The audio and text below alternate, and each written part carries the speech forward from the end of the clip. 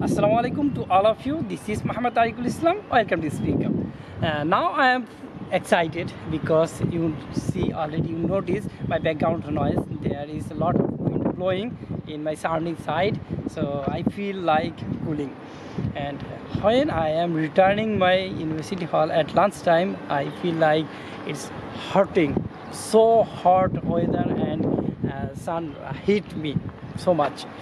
So I hope everyone fit and fine and healthy, and everyone will take a lot of water and a lot of foods like mango, bananas, pineapple. It's important for everyone's health, and everyone plant a lot of this more and more. Now I'm practicing past in the past continuous tense. Okay, let's get started. I was doing, I'm করছিলাম. I wasn't doing, আমি করছিলাম না. Was I doing? আমি কি করছিলাম? Wasn't I doing? আমি কি করছিলাম না. What was I doing? আমি কি করছিলাম. What wasn't I doing? আমি কি করছিলাম না. When was I doing? আমি কখন করছিলাম. When wasn't I doing? আমি কখন করছিলাম না.